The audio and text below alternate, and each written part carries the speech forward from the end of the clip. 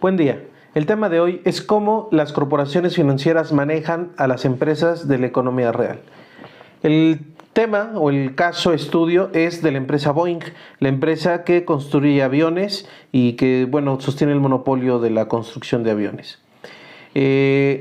La pregunta parte porque la economía norteamericana en particular, aunque en el neoliberalismo, ocurre que los fondos de inversión, los accionistas son los que dominan las empresas de la economía real. Vemos que hay fondos que dominan muchas empresas que no sabemos que son del mismo dueño, que aparentemente son empresas que compiten, pero en realidad son de los mismos dueños. No son nombres de personas en particular, sino son fondos de inversión que están diseminados por todo el mundo. Esto no es algo solamente que tenga implicaciones en quién dirige la empresa, sino sobre el funcionamiento del capitalismo mismo, que es lo que vamos a ver. Nos vamos a basar en este texto de la doctora Marie-Christine Dugan, que es doctora en economía.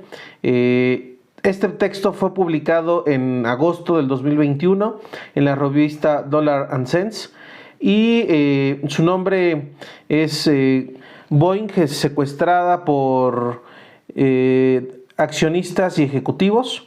Aunque su nombre en inglés, perdone la pronunciación porque no es mi fuerte, Boeing Hijacked by Shareholders and Execs, así lo van a encontrar en inglés, está oficialmente en inglés, y el subtítulo es cómo esta lucha de los trabajadores contra las perversas corporaciones nos dicen, o qué nos dice sobre la economía financiarizada.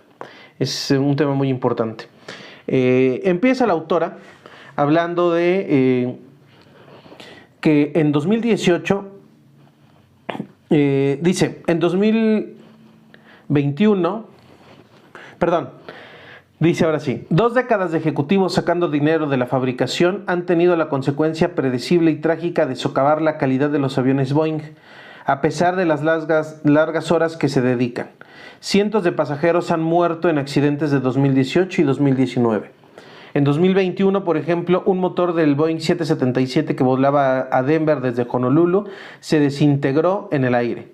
Y si bien no hubo víctimas mortales, las Fuerzas Armadas y la Oficina de Aviación Civil de Japón dejaron en tierra más de 100 Boeing 777 en todo el mundo. Es decir, ha habido 3 accidentes al menos catastróficos que han cobrado vidas, pero que sobre todo en términos de la economía ha bajado la demanda de estos aviones. Pareciera entonces que la empresa debería ir en picada porque sus aviones han demostrado ser obsoletos, que se destruyen. Nadie quiere comprar un avión que se destruye de manera obvia, ¿no? Pareciera entonces que la empresa tendría que caer en picada y es algo que vamos a ver que no está sucediendo. Aquí empieza citando a un trabajador, dice: parecía como si Boeing hubiera sido secuestrada por matones corporativos, dijo Kevin Sanders, un empleado de 30 años de la compañía. Sanders no estaba solo. Durante los últimos 20 años, los empleados de Boeing han librado una batalla amarga y perdida, porque esos trabajadores han decidido defender la integridad tecnológica de los aviones que construyen. Quiere decir que a la empresa no le interesa cuidar la seguridad o la calidad de los aviones, pero los trabajadores que construyen estos aviones sí, y llevan 20 años luchando para que la calidad se mantenga. Dice, porque la dirección de la empresa ha fracasado repetidamente a la hora de invertir en innovación y en empleados, y en su lugar han desviado dinero de la fabricación para hacer subir el precio de las acciones de la empresa.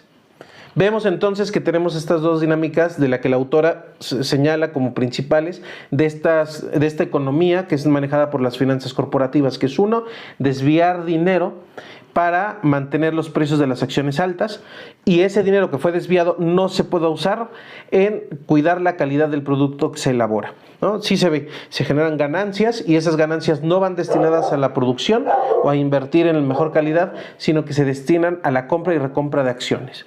Aquí ya vemos, la autora es directa y clara, vemos esta dinámica de las finanzas corporativas sobre la economía real.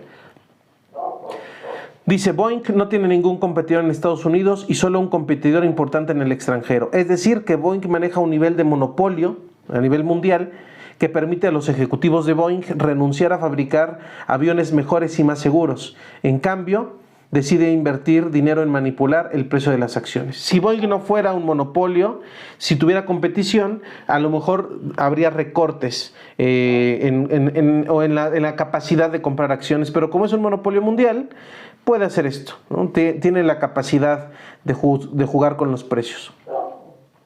Dice, la mala gestión de Boeing y la lucha de sus empleados por frenar este declive en la empresa no es simplemente la historia de una empresa que salió terriblemente mal, es la historia de incentivos para todas las corporaciones que cotizan en bolsa de los Estados Unidos que salieron terriblemente mal. Y si bien es la historia de muchos en los niveles más bajos de la jerarquía dentro de una empresa que arriesgan sus puestos de trabajo en una lucha por mantener un enfoque de calidad. Dice que ojalá este caso del que vamos a hablar fuera solo un caso de corrupción dentro de la economía norteamericana, pero no, dice, es el caso del sistema financiero corporativizado de Estados Unidos y que los trabajadores que han decidido cuidar la producción son despedidos y arriesgan sus puestos de trabajo. Vamos a la primera figura 1, vemos, lo estamos poniendo en pantalla, es la productividad laboral en la manufactura norteamericana. Cambio porcentual de un año a otro, ¿sale? Esta figura nos indica algo muy importante, que es la productividad laboral de la manufactura norteamericana.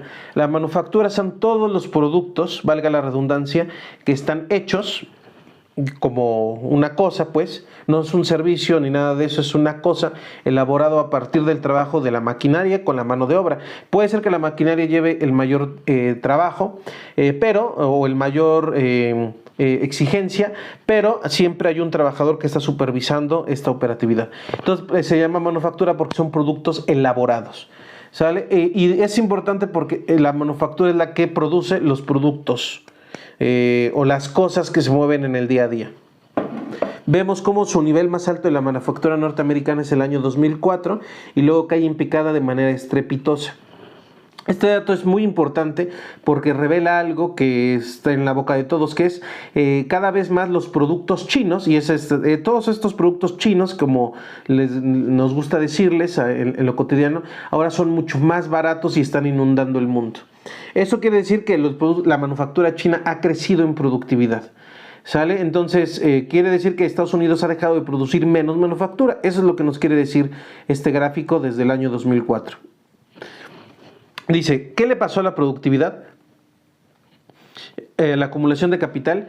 Dice, la mayoría de los estadounidenses cree que la industria manufacturera estadounidense está en decadencia porque los salarios son más bajos en China o porque los robots están tomando el control. Sin embargo, China no fabrica aviones comerciales y si los robots estuvieran tomando el control, la productividad manufacturera estadounidense estaría aumentando. La dirección de Boeing decidió trasladar el diseño y la producción del Boeing 787 Dreamliner de Estados Unidos a países con salarios altos como Italia para el caso de los fuselajes, Japón para el caso de las alas y Corea para el caso de las puntas de alas inclinadas y soportes de flaps. Ya en 2005, o sea, esto ya viene desde el 2005 y lo vemos aquí. La manufactura incluye a la aviación, también automóviles, no solo productos sencillos se les podría decir, ¿no? Y entonces es importante que desde 2005 Boeing ha sacado estas innovaciones del producto manufacturado a países de salarios altos, no a los países chinos, por ejemplo, como Italia, Corea y Japón. ¿Por qué los ejecutivos hacen esto? Pregunta la autora. ¿Por qué los ejecutivos de Boeing externalizaron la innovación tecnológica y la fabricación que son cruciales en un avión? La respuesta es sencilla.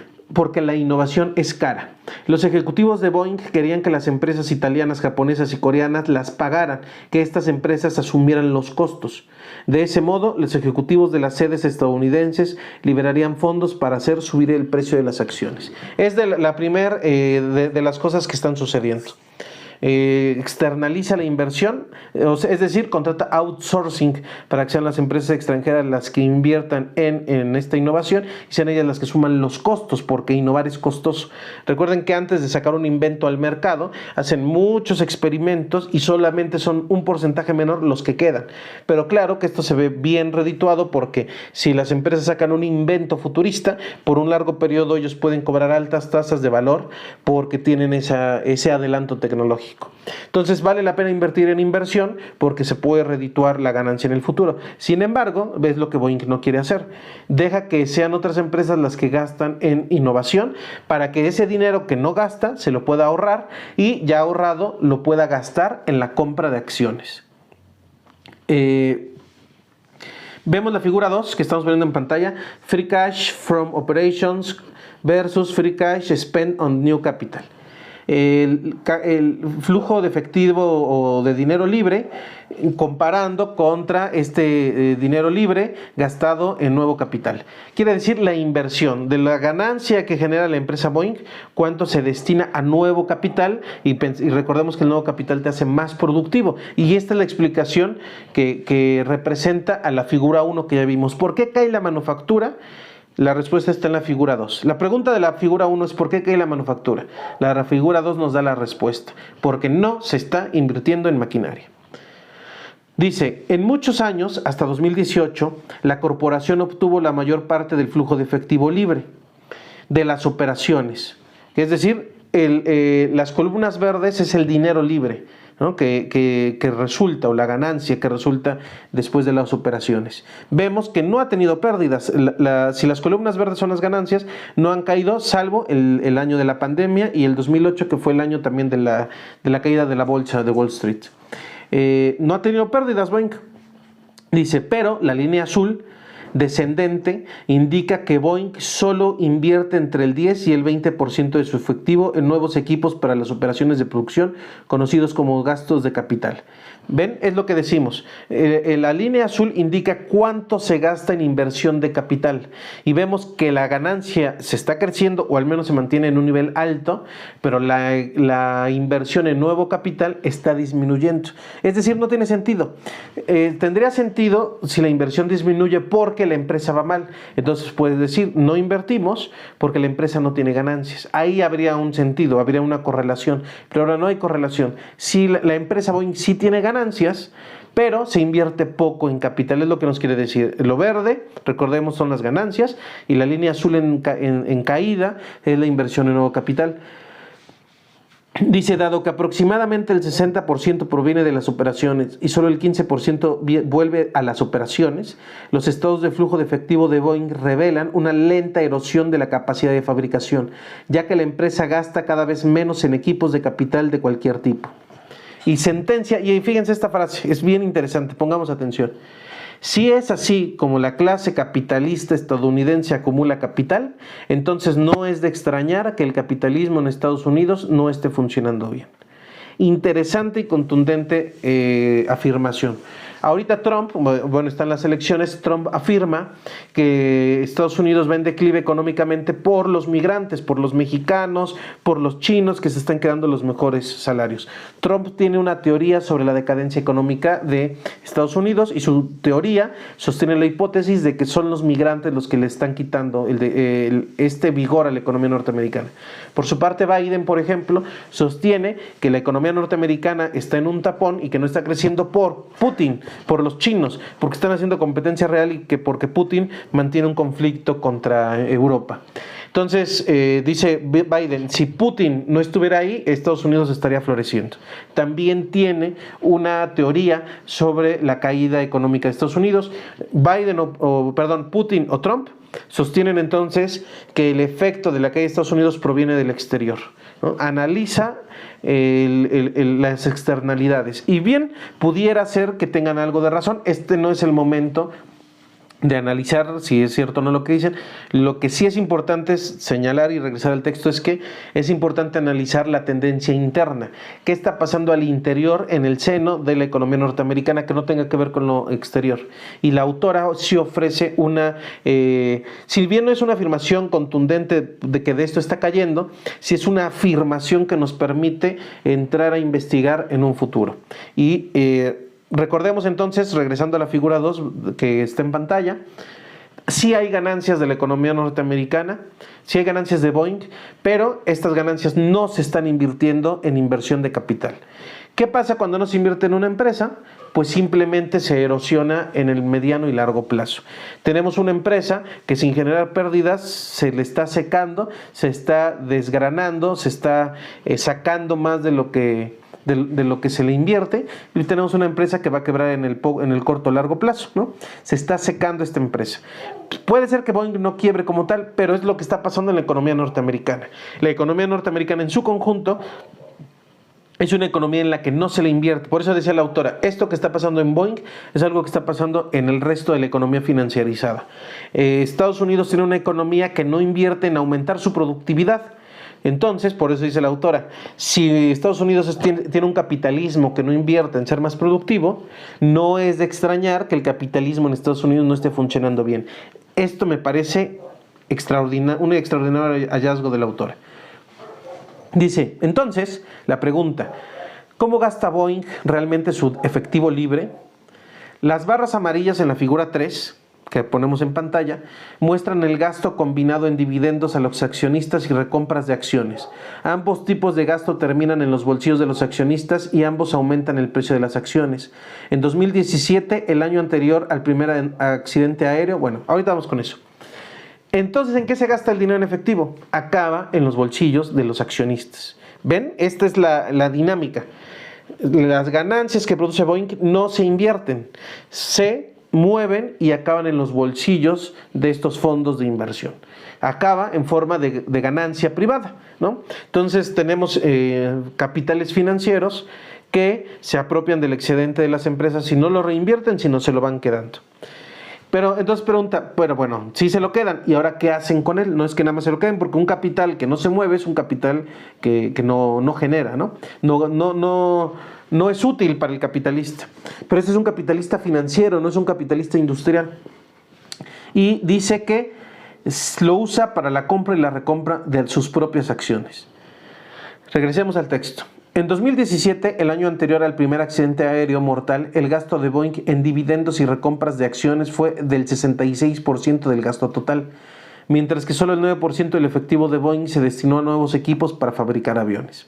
En otras palabras, los pagos a los accionistas fueron 7 veces mayores que el gasto en nuevos equipos para la fabricación. Interesante dato. En 2017, 7 veces más del excedente se gastó en pago a los accionistas para que se lo guardaran en su bolsillo, y una parte ínfima en inversión productiva. Se trata de un cambio sorprendente respecto de cómo Boeing gastó su efectivo en 1990, cuando el 76% del gasto total se destinó a nuevos equipos para la producción y solo el 23% a los accionistas. Los resultados de más de una década de esta mala gestión de los recursos de la corporación fueron trágicos, hasta tal punto que cientos de personas perdieron la vida. El resultado también fue lamentablemente predecible, porque gastar dinero en los accionistas, en lugar de gastar dinero en nuevos equipos, en inversión en mano de obra, etc., conduce inevitablemente a un producto de peor calidad. Vemos en la figura 3 que está en pantalla que la parte amarilla son este porcentaje que se le paga a los accionistas y la parte azul es el gasto en inversión. Vemos que cada vez el porcentaje que se paga a los accionistas va en crecimiento. Aquí no importa exactamente, bueno, sí importa la magnitud, pero también importa el porcentaje. Y vemos, como dice la autora, que en el 90-91, todo el porcentaje que se gasta, recordemos que es la línea azul, en capital, en nuevo capital, en formación de capital, todavía es mayor a los dividendos. Y esta tendencia va cayendo todavía, por ejemplo, miren, hasta el año 98, todavía se puede hablar que se gastaba mitad y mitad. Pero en el año 2000 esto ya cayó. En el año 2000 vemos que la inversión en capital ya cayó, y aunque hay años en los que se recupera, pero la tendencia ya no regresa. Todos los años el gasto que se gasta, valga la redundancia, en dinero para los accionistas en vez de gasto en inversión productiva, está en aumento. Los accionistas a partir de los 2000 se llevan más de lo que se invierte en la misma Boeing. ¿Por qué es importante esto de las compras y de las recompras? ¿Por qué es importante que los accionistas se queden con este dinero para mantener el precio de las acciones altos? Y aquí viene el siguiente subtítulo, dice la autora, porque el objetivo es obtener un precio de acciones que sea inmune a cualquier desastre. Y ya explica, el drástico aumento del gasto en dividendos y recompras de acciones en 2014 tal vez se diseñó para compensar la terrible noticia de 2013, de que las baterías de iones de litio del 787 Dreamliner de Boeing había explotado y estallado en llamas en una pista de Boston y en pleno vuelo en Japón. Estos desastres ocurrieron en aviones completamente nuevos. Algunos ingenieros eléctricos sostienen que Boeing nunca solucionó el problema.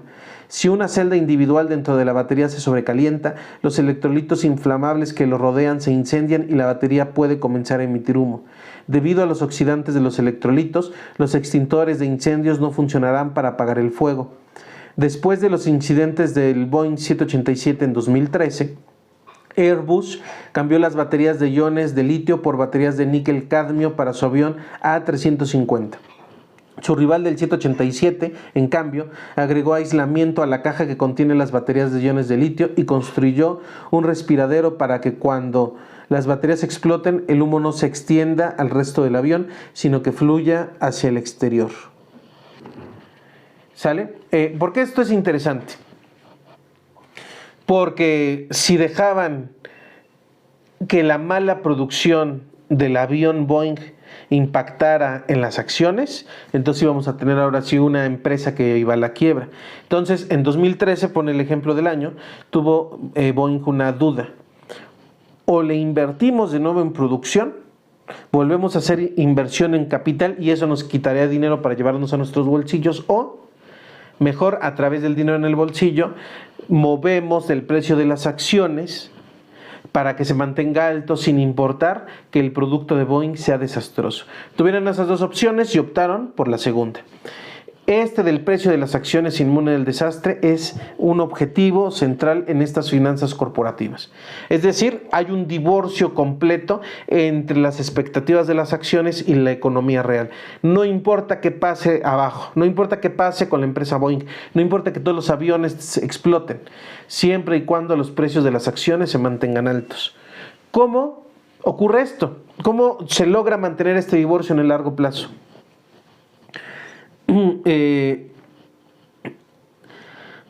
Lo sorprendente, dice la autora, es que el precio de las acciones de Boeing se multiplicó por 8 entre el momento en que su diseño defectuoso del avión apareció por primera vez en los noticieros de la noche en 2013 con incendios de baterías en las pistas, el momento en que la computadora se apoderó de los controles y obligó a un avión a estrellarse en Indonesia en 2008.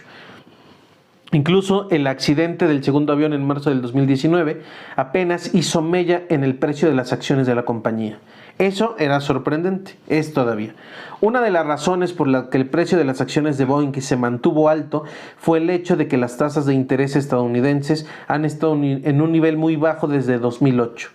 Todos los precios de las acciones suben en un entorno de tasas de interés bajas. Además, Boeing aumentó sus recompras de acciones todos los años entre 2013 y 2018, de $2,000 millones por año a $9,000 millones por año. Es más, después del primer accidente del 737 MAX Boeing aumentó su dividendo en un 20%. La figura 3 indica el momento de las recompras de acciones y el aumento de los dividendos que inflan el precio de las acciones, ¿no? Ahí vemos, aquí tenemos la figura 3, que es la parte amarilla y azul. Lo amarillo son este dinero destinado a la recompra y el azul es el gasto en capital. Pero ¿por qué es bien interesante esto?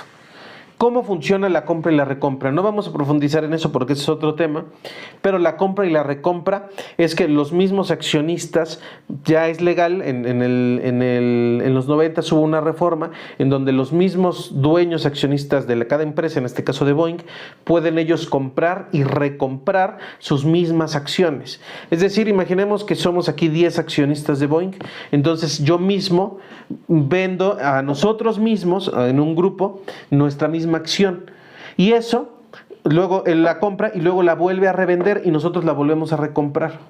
¿Qué quiere decir esto en términos de mercado? ¿Qué significa cuando alguien lanza algo y es demandado y lo compra?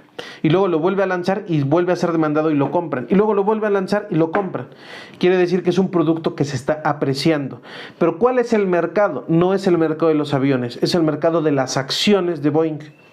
Quiere decir que todo este grupo de accionistas se ponen de acuerdo para que con su propio dinero compren y recompren ellos mismos su misma acción. Eso en una información de mercado de las bolsas de valores, cualquier bolsa de valor, en este caso Wall Street, indica que este producto se está apreciando.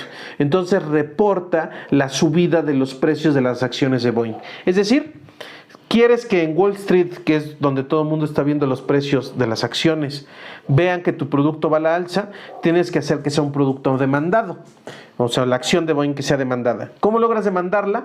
Siendo tú mismo el que se compra y se la recompra y se la recompra y se la recompra para que la información se vaya a las nubes. Eso es lo que están haciendo. Por eso dice la autora, en 2013 pasaron de 2,000 millones en estas acciones de recompra a 9,000 millones en estas acciones de recompra. ¿Sale? Vemos la dinámica en la que la ganancia generada, que sí es positiva, se saca porque se invierte cada vez menos y ese dinero va a los bolsillos de los inversionistas y ya con ese dinero en sus bolsillos compran y recompran para que el precio de las acciones se vaya a las nubes y la gente crea que Boeing está en lo máximo, cuando en la realidad la empresa o el producto sea malísimo y esté generando muertes. Vemos en la figura 4 los precios de las acciones del 2011 al 2021. Vemos esto que el autor nos está mencionando, que es en 2013 fue el primer accidente y vemos que la acción no cayó. Luego, en octubre del 2018 está el crash de Indonesia, el accidente en Indonesia, y sí cae un poco. Vemos que hay una caída en 2019, pero luego vuelve a subir. Luego en marzo del 2019 vuelve a ocurrir el accidente en Etiopía y vuelven a bajar.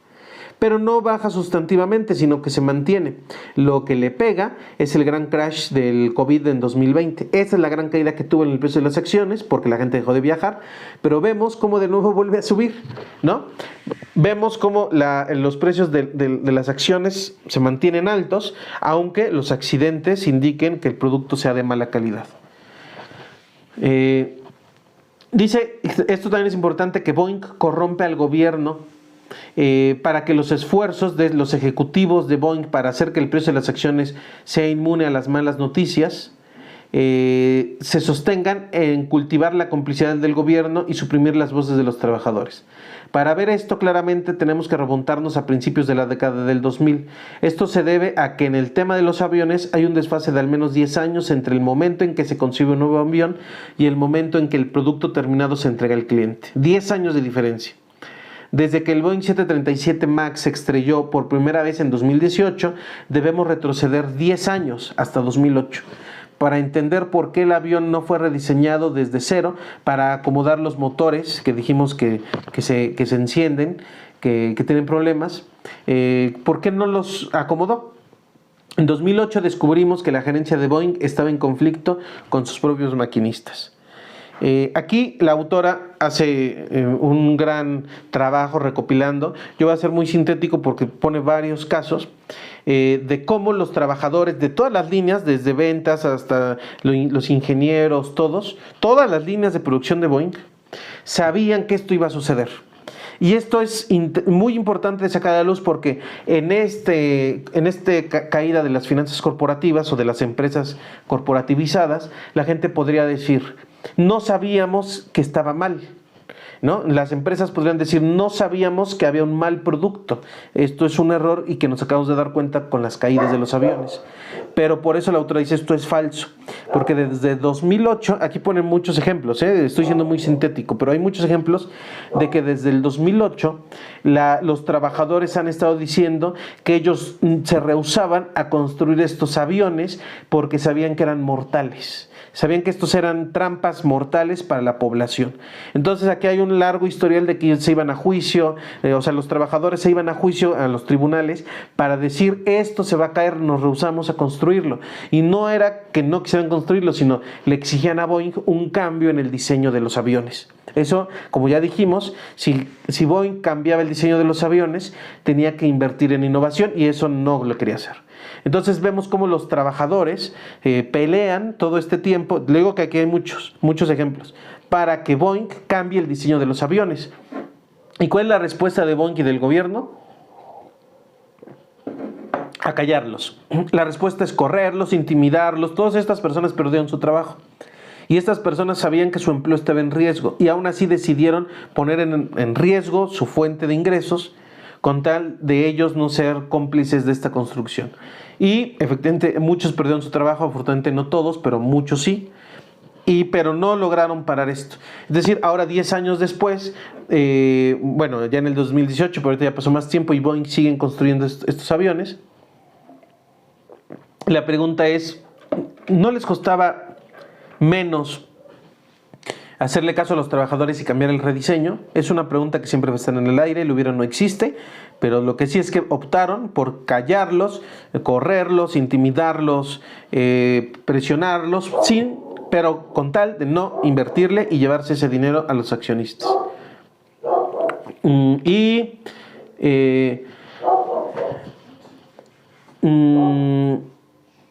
precio de las acciones, con esto terminamos. Dice, un precio de acciones que no se ve afectado por la disminución de la calidad de los nuevos productos que la empresa introduce es peligroso porque significa que los ejecutivos de las empresas estadounidenses serán recompensados incluso si gastan los beneficios de la empresa de una manera que destruye la calidad del producto. Y es precisamente por eso que vale la pena contar esta historia, dice la autora. Los ejecutivos tienen un incentivo claro para extraer dinero de las grandes corporaciones que cotizan en bolsa para hacer subir el precio de las acciones, porque así es como obtienen beneficios de sus opciones sobre acciones. Así funciona el capitalismo y así lo hace. ¿No? Interesante, recordemos, la economía real sucede por un lado, pero la economía financiarizada sucede por otro. Hay un divorcio completo. Y los accionistas y los dueños de este capital financiarizado ganan con las bancarrotas. Ellos se hacen más ricos cada vez que algo sale mal.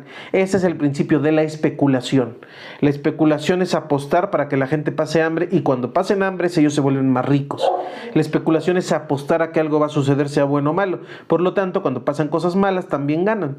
Entonces, es el principio de la especulación. Están especulando. La autora no usa esa palabra, quiero aclararlo, pero ese es el principio de la especulación. Están especulando con la empresa Boeing, como con otras muchas empresas en Estados Unidos. El declive de la economía norteamericana tiene que ver con esto que dice la autora, que los fondos corporativos del capitalismo financiero está especulando con el capital real de la industria y de la productividad. Este es un gran esfuerzo y les agradecemos. Si tienen alguna duda, algún comentario sobre cómo funciona el capitalismo en general, pueden hacérnosla, estamos a sus órdenes y cualquier comentario, duda y lo que sea, envíennoslo y compartan el video si les gustó, denle like, ayúdenos a que el algoritmo de YouTube nos haga más virales y hacer crecer este proyecto independiente y les agradecemos, muchas gracias.